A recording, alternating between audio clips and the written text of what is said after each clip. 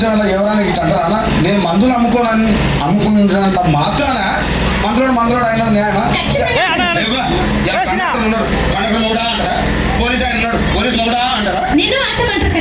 ఎందుకంటారు? అట్లా అంటే నన్ను కూడా అంటే అన్నది. కానీ దాని ఒక మాత్రం అదే చెప్పు. మాట మాట మాటి మాటి మాట మాట